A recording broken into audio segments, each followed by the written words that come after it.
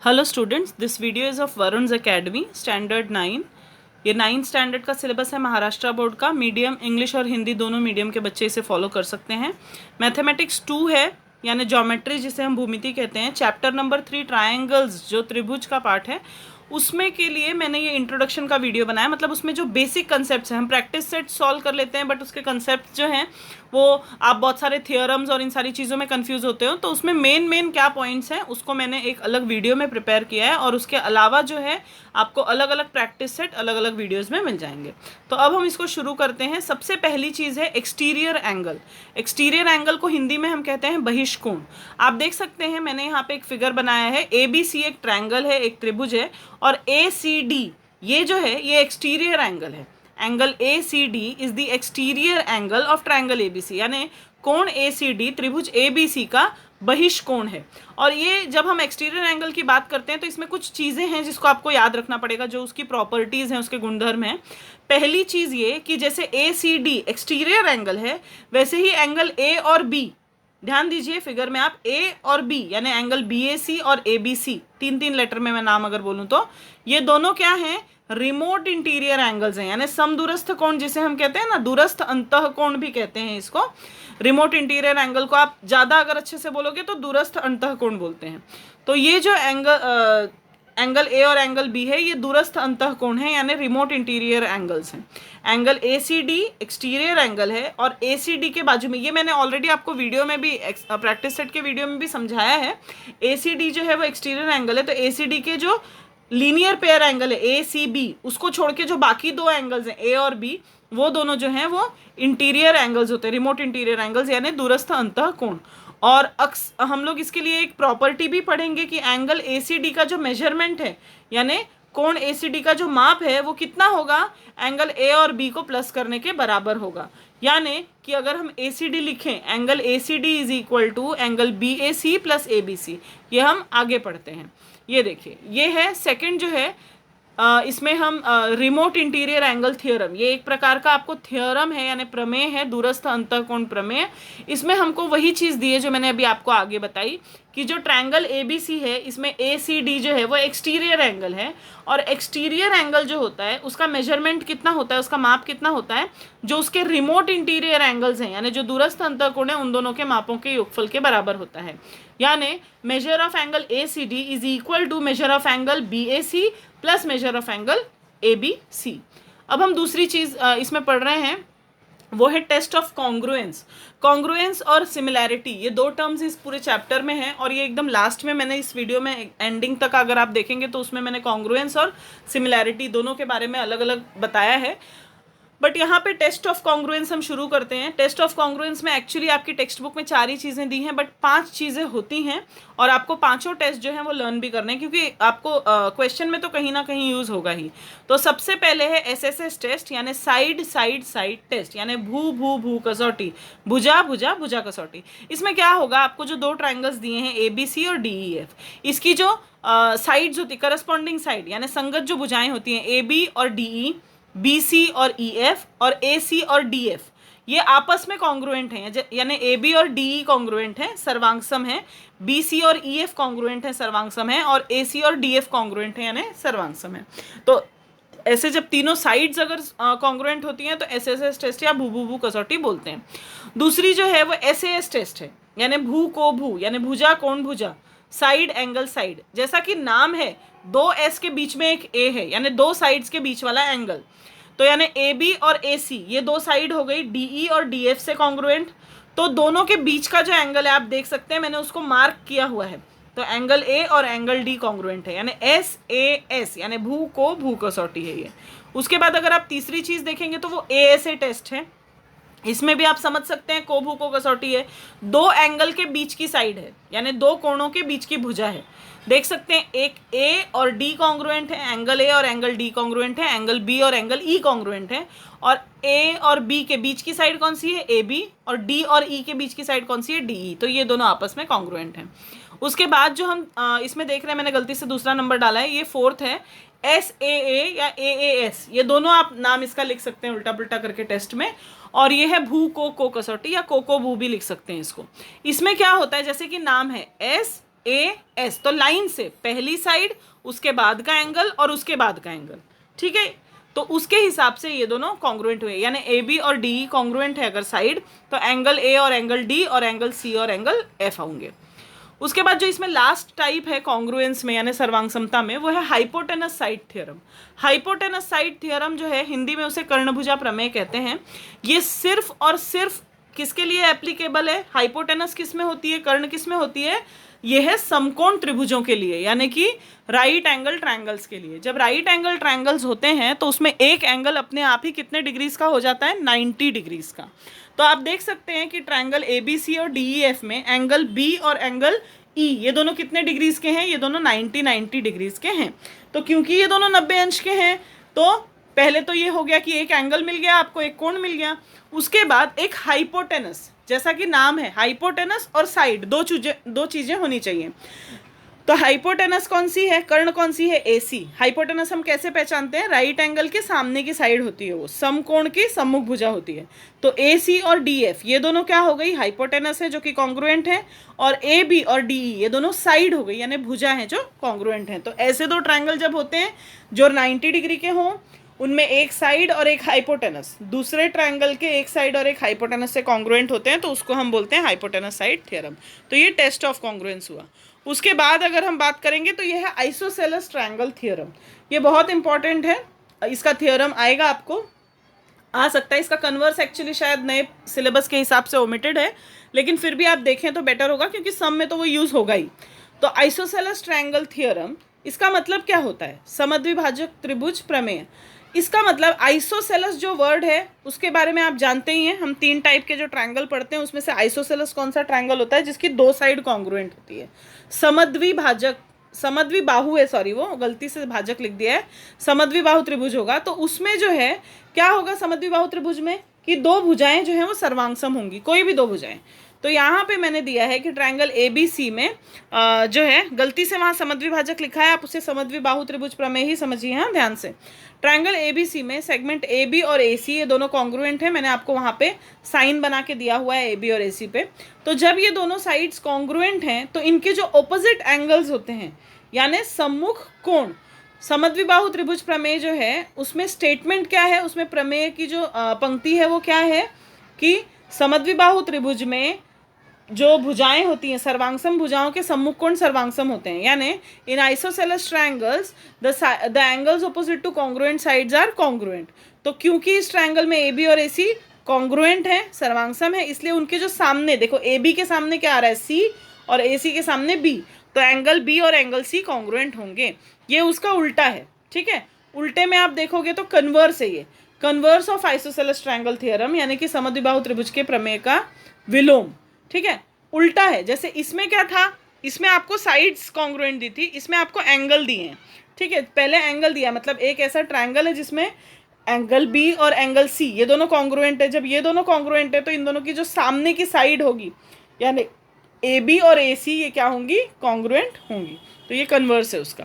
अगला हम देख रहे हैं 30, 60, 90 ट्रायंगल थ्योरम। ये बहुत इंपॉर्टेंट थ्योरम है, ये आपको 10th में भी आएगा, बहुत अच्छे से समझ रखिए इस थ्योरम को। बहुत ही छोटा सा थ्योरम है। कोई एक ट्रायंगल है जिसके एंगल 30 डिग्री, 60 डिग्री और 90 डिग्री हैं, मतलब 30 अंश, 60 अंश और 90 अंश के कोण हैं उसमें। तो ऐसे ट्रायंगल में क्या होता है ना, जो 30 डिग्री वाला जो एंगल है उसके जो सामने की साइड है, 30 डिग्री वाला एंगल कौन सा दिख रहा है आपको? Angle A. उसके सामने साइड कौन सी है? B C. तो ये जो बी सी होगी, 30 डिग्री के सामने की जो साइड होती है वो हाइपोटेनस की हाफ होती है, यानी 30 अंश की सम्मुख भुजा जो होती है वो कर्ण की आधी होती है, हाफ ऑफ हाइपोटेनस, यानी यहाँ पे B C is equal to 1/2 into A C.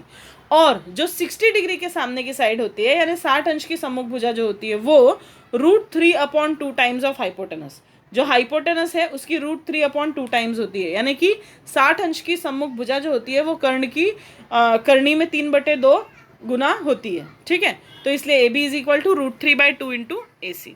अब हम अगला देख रहे हैं, अगले वाले में क्या दिया है आपको? 45, 45, 90 ट्रायंगल थ्योरम।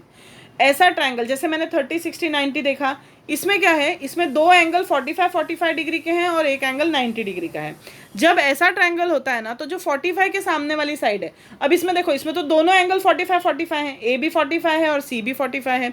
तो जो 45 के सामने की साइड होती है, यानी ए के सामने है बी सी और सी के सामने है ए बी, तो ये जो दोनों साइड्स होती है ना, ये हाइपोटेनस की यानी कर्ण की 1/√2 टाइम्स होती हैं। यानी ए बी और बी सी दोनों क्या होंगी, 1/√2 इंटू ए सी, यानी कि 45 अंश की जो सम्मुख भुजा होती है, 45 अंश कोण की जो सम्मुख भुजा होती है, वो कर्ण की 1/कर्णी में 2 गुना होती है। अगला हम देख रहे हैं अभी, अगला जो है median and centroid, median and property of centroid हम देखेंगे। मीडियन आप सब जानते हैं, वैसे भी मैंने यहाँ पे दोनों शब्दों को हिंदी में नीचे लिखा हुआ है। मीडियन का अर्थ होता है माध्यिका और सेंट्रॉइड यानी केंद्रक। ये मैंने आपको सम्स में भी एक्सप्लेन किया है, लेकिन यहाँ पे भी आप देख लीजिए। एक ट्रायंगल है ABC, इसमें मीडियन है। मीडियन क्या होती है, जो किसी भी साइड को 2 इक्वल पार्ट्स में डिवाइड करती है। जैसे पॉइंट M जो है, AM अगर आप देखो, सेगमेंट AM जो है वो BC की मीडियन है, सेगमेंट BN जो है वो AC की मीडियन है, और सेगमेंट CL जो है वो AB की मीडियन है। ठीक है, तो ये क्या करते हैं, इक्वल पार्ट में डिवाइड करते हैं। और ये तीनों जो मीडियंस होती हैं, ये कॉन्करेंट होती हैं। कॉन्करेंट मतलब ये एक ही पॉइंट पे आके ज्वाइन होती हैं। पॉइंट G जो है, तीनों उस पॉइंट G से पास हो रही हैं, तो उस पॉइंट G को हम क्या कहते हैं, सेंट्रॉइड कहते हैं, यानी कि केंद्रक कहते हैं। और उसके अंदर एक प्रॉपर्टी है, सेंट्रॉइड की एक प्रॉपर्टी है, एक उसका गुणधर्म है। उसमें क्या है कि जो सेंट्रॉइड होता है ना, वो मीडियन को 2/1 यानी 2:1 के रेशियो में डिवाइड करता है। जो केंद्रक होता है वो माध्यिका को 2:1 के अनुपात में विभाजित करता है। यानी अगर आप फिगर देखिए और कंक्लूजन देखिए, AB/GM is equal to BG/GN is equal to CG/GL, वो कितना होगा, 2/1। ठीक है, अगला हम देख रहे हैं, अब हम देख रहे हैं एक, इसमें हम प्रॉपर्टी का कुछ नाम नहीं लिखा है मैंने, इसमें ये आप इसके वजह से ही आपको सम सॉल्व करने हैं, तो ये बहुत ज़रूरी है। और इसमें का एक सम तो पक्का आता है एग्जाम में अगर ये इंक्लूडेड है तो the median drawn on the hypotenuse of a right angle triangle is half of the hypotenuse. जो हम मीडियन, अभी मैंने बताया माध्यिका, समकोण त्रिभुज में कर्ण पर जो माध्यिका डालते हैं हम, वो कर्ण की आधी होती है। यानी यहाँ पे आप देखोगे कि ABC एक राइट एंगल ट्रायंगल है, ठीक है, समकोण त्रिभुज है। इसमें B से मैंने AC के ऊपर एक माध्यिका बनाई है, यानी मीडियन बनाया है। ठीक है, BM is the median to AC। So AC जो है वो 2 पार्ट में डिवाइड हुई, और ये दोनों पार्ट क्या होते हैं, इक्वल होते हैं। यानी ये जो BM है ना, ये BM हाफ ऑफ AC होता है। BM is 1/2 into AC। अब हम परपेंडिकुलर बाइसेक्टर थ्योरम देखते हैं।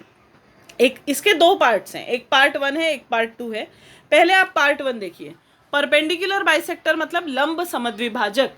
AB जो है वो एक सेगमेंट है, ठीक है, AB एक सेगमेंट है। इस सेगमेंट पे मैंने अपना परपेंडिकुलर बाइसेक्टर बना दिया। परपेंडिकुलर बाइसेक्टर यानी लंब समद्विभाजक बना दिया L। उसके ऊपर एक पॉइंट ले लिया, कोई भी एक पॉइंट, समझो मैंने पॉइंट P लिया है। तो ये पॉइंट P जो है वो A और B से इक्विडिस्टेंट मतलब समदूरस्थ, यानी बराबर बराबर पे मतलब सिचुएटेड है। ठीक है, तो AP is equal to BP। आप याद रखो, लंब समद्विभाजक प्रमेय यानी परपेंडिकुलर बाइसेक्टर थ्योरम, उसमें क्या होता है, any point on the perpendicular bisector of a segment is equidistant from the end points of that segment.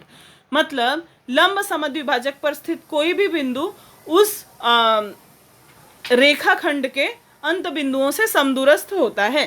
ठीक है, अगला हम देख रहे हैं, इसका पार्ट 2 जो है, मैंने बताया पहली बार में क्या दिया था आपको कि वो ऑलरेडी परपेंडिकुलर बाइसेक्टर है, और ये जो पार्ट 2 है, इसको आप कन्वर्स की तरह यूज कर सकते हो। पहली बार में आपको ये दिया था कि AM और BM इक्वल हैं और वो परपेंडिकुलर है। इस बार आपको क्या दिया है, AM BM इक्वल नहीं दिया है आपको। ठीक है, आपको दिया क्या है कि पॉइंट P जो है ना, वो A और B से इक्वल डिस्टेंस पे है, यानी AP और BP ये दोनों इक्वल हैं, ऐसा आपको दिया है। तो इससे हमको क्या जानने के लिए मिलता है कि पॉइंट P जो है वो परपेंडिकुलर बाइसेक्टर के ऊपर है। पिछली बार मैं आपको दिया था कि परपेंडिकुलर बाइसेक्टर के ऊपर है तो ये दोनों इक्वल डिस्टेंस पे हैं। इस बार दिया है पहले से इक्वल डिस्टेंस पे हैं, तो इसका मतलब पॉइंट भी परपेंडिकुलर बाइसेक्टर के ऊपर है। अगला देख रहे हैं हम एंगल बाइसेक्टर थ्योरम यानी कोण समद्विभाजक प्रमेय। बिल्कुल उसी की तरह इसके भी 2 पार्ट्स हैं, यानी कन्वर्स की तरह आप समझ लीजिए। पहला जो है, सबसे पहले तो एंगल बाइसेक्टर क्या है, कौन सा मध्यभाजक क्या है। एंगल बाइसेक्टर जो है, एक एंगल है ABC, इस एंगल के बीचों बीच से मैंने एक रे बनाई है, एक किरण बनाई है जिसका नाम है BD, और BD जो है वो एंगल ABC को इक्वल पार्ट में डिवाइड करती है, यानी किरण BD जो है वो कोण ABC को समद्विभाजित करती है, दो बराबर बराबर भागों में बांटती है। अब AD के ऊपर अगर कोई भी पॉइंट, BD के ऊपर अगर कोई भी पॉइंट हुआ, समझो पॉइंट P, मैंने एक पॉइंट ले लिया कि बाइसेक्टर के ऊपर एक पॉइंट P है, तो ये पॉइंट P जो होगा ना वो बाइसेक्टर के दोनों एंगल के दोनों साइड्स से इक्वल डिस्टेंस पे होगा, यानी पॉइंट P जो है वो A से जितना दूर होगा उतना ही C से भी दूर होगा, यानी AP और CP बराबर हैं। और इसका उल्टा पार्ट 2, उसमें क्या है पार्ट 2 में, कि अगर P जो है वो A और C से इक्वल डिस्टेंस पे है तो हम बोलते हैं कि जो BP है या BD जो है वो एंगल ABC को क्या कर रही है, बाइसेक्ट कर रही है या समद्विभाजित कर रही है। ठीक है, अगला हम देख रहे हैं, ये बहुत छोटा सा चीज़ है जिसको समझना ज़रूरी है। हमने देखा कि कोई ट्रायंगल में जब दो साइड इक्वल होती हैं तो उनके सामने के एंगल इक्वल होते हैं, ठीक है। लेकिन जब कोई ऐसी ट्रायंगल हो जिसमें कोई साइड इक्वल नहीं है, तीन की तीनों साइड का एक दूसरे से कोई लेना देना नहीं है, ऐसे केस में हम अगर ये बोलें कि छोटी जो साइड होती है उसके सामने का एंगल छोटा होगा और जो बड़ी साइड होती है उसके सामने का एंगल बड़ा होगा। यानी इन ट्रायंगल ABC अगर मैं मान रही हूँ कि AC बड़ी साइड है और AB छोटी साइड है, तो AC के सामने जो एंगल है B वो भी बड़ा होगा, किससे, जो AB के सामने का एंगल है C उससे। ठीक है, ये इनइक्वालिटीज है एक्चुअली। और इसका उल्टा, उसमें क्या था, इसमें हमने क्या माना था कि साइड छोटी बड़ी है और इसलिए एंगल छोटे बड़े हैं, और इसमें आप मानेंगे कि 1 सेकेंड, इसमें आप ऐसा मानेंगे, थोड़ा सा इसको अलग करना है हमको, हाँ, इसमें आप ऐसा मानेंगे कि एंगल्स जो हैं वो छोटे बड़े हैं तो इसलिए उनके सामने की जो साइड है वो छोटी बड़ी होगी। यानी इसमें हम मान रहे हैं कि एंगल B बड़ा है और एंगल C छोटा है, तो B के सामने की जो साइड है AC वो बड़ी हो जाएगी और C के सामने की जो साइड है AB वो छोटी हो जाएगी। उसके बाद आ रहे हैं हम किस पे, ये एक प्रॉपर्टी है, ये आपके इस चैप्टर में कहीं यूज़ तो नहीं हुई है, मतलब प्रॉब्लम सेट में हो सकता है यूज़ हो जाए, बाकी ये तो एक ऐसी चीज़ है जो आपको समझने की ज़रूरत है, ये कंस्ट्रक्शन वगैरह में भी बहुत काम में आती है। In a triangle the sum of any two sides is greater than the third side. किसी भी ट्रायंगल में आप कोई भी दो साइड को प्लस करो, प्लस कैसे करना है मालूम है, समझो 2, 3 और 5 सेंटीमीटर है, तो अगर 2 और 3 को प्लस करोगे तो वो 5 के बराबर आ जाएगा, तो आपका ट्रायंगल बनेगा ही नहीं। ट्रायंगल का रूल कैसा होता है कि अगर आप किसी भी दो साइड को अगर प्लस करते हो तो वो हमेशा तीसरी साइड से बड़ा होगा, और अगर बड़ा नहीं है तो वो ट्रायंगल नहीं बनेगा। जैसे इसमें AB और BC को प्लस करोगे तो वो हमेशा AC से बड़ा होगा, AB और AC को प्लस करोगे तो वो BC से बड़ा होगा, और AC और BC को प्लस करोगे तो वो AB से बड़ा होगा। उसके बाद है, मैंने आपको बताया था कि हम कॉन्ग्रुएंस और सिमिलैरिटी इन दोनों को पढ़ेंगे, छोटा छोटा टॉपिक है, थोड़ा ध्यान दे दीजिए। लेकिन अगर ये समझ में नहीं आया तो 10th स्टैंडर्ड का पहला ही चैप्टर है सिमिलैरिटीज़, वो समझ में आना थोड़ा मुश्किल हो जाएगा। देखो कॉन्ग्रुएंस ऑफ ट्रायंगल्स क्या है, दो ट्रायंगल अगर कॉन्ग्रुएंट हैं यानी सर्वांगसम हैं तो क्या चीज़ सेम है। कोई भी ट्रायंगल में कितने पार्ट होते हैं, 6 पार्ट होते हैं, 3 साइड और 3 एंगल। दूसरे साइड के दूसरे ट्रायंगल के 3 साइड और 3 एंगल से, यानी 3 भुजाएं हैं और 3 कोण हैं, अगर वो आपस में कॉन्ग्रुएंट हैं, कॉन्ग्रुएंट यानी बराबर बराबर, एग्जैक्टली सेम, तो हम कहेंगे कि वो दोनों ट्रायंगल्स क्या हैं, कॉन्ग्रुएंट हैं या सर्वांगसम हैं। अब ये 6 पार्ट में से कोई भी 3 पार्ट लेके हम सॉल्व कर सकते हैं, हाँ, क्योंकि आगे हमने पढ़ा ना टेस्ट ऑफ कॉन्ग्रुएंस में, टेस्ट ऑफ कॉन्ग्रुएंस में 5 अलग अलग पढ़ा, SSS, SSS पढ़ा, SAS पढ़ा, ASA, फिर SAA, और हमने पढ़ा हाइपोटेनस साइड थ्योरम। तो वैसे ही कोई भी 3 चीज़ लेके होती है, लेकिन जब अगर कॉन्ग्रुएंट ट्रायंगल है तो कॉन्ग्रुएंट ट्रायंगल होने का मतलब ही है कि उसकी 6 की 6 चीज़ें, यानी तीनों एंगल से कॉन्ग्रुएंट होंगे और तीनों साइड से। यानी इस फिगर में आप देख सकते हैं A और D कॉन्ग्रुएंट है, B और E, C और F, ये एंगल्स हो गए, और साइड में क्या आएगा, साइड AB और साइड DE, साइड BC और साइड EF, साइड AC और साइड DF, ये क्या होंगी, कॉन्ग्रुएंट होंगी। जब हम बात सिमिलैरिटी की करते हैं तो इसमें आपको बहुत ध्यान देना है, क्या ध्यान देना है, देखो कॉन्ग्रुएंस और सिमिलर यानी सर्वांगसम और समरूप, दोनों में फ़र्क है। एक तो सबसे बड़ा फ़र्क, हम सिंबल कैसे बनाते हैं, साइन कैसे बनाते हैं। जब हम कॉन्ग्रुएंट बनाते हैं तो आपने देखा है 2 लाइन हम बराबर बनाते हैं, उसके ऊपर एक ऐसे हम वेव बनाते हैं। जब हम सिमिलर बनाते हैं तो हम सिर्फ वेव बनाते हैं, नीचे इक्वल नहीं होता। क्यों नहीं होता, वो अपना लॉजिक है। अगर आप समझ लीजिए यहाँ पे मैंने 2 ट्रायंगल बनाए हैं, 2 ट्रायंगल्स में से AB और DE, ये दोनों साइड आपको सेम दिख रही है क्या? बिल्कुल भी नहीं। AC और DF ये भी सेम नहीं है। BC और EF ये भी सेम नहीं है। इसको मैंने आपके प्रैक्टिस सेट में भी, जो लास्ट वाला प्रैक्टिस सेट है ना 3.5 है आई थिंक, उसमें भी बहुत क्लियरली अच्छे से समझा दिया है। इसमें मैं सिर्फ एक शॉर्ट आपको डिस्क्रिप्शन दे रही हूँ। पहली चीज़ क्या है कि ट्रायंगल सिर्फ सिमिलर होते हैं, कॉन्ग्रुएंट नहीं होते, मतलब एक जैसे होते हैं। एक जैसे होने का मतलब है कि एंगल तो इक्वल होंगे, मतलब एंगल A और एंगल D कॉन्ग्रुएंट होगा, एंगल B और E और एंगल C और F।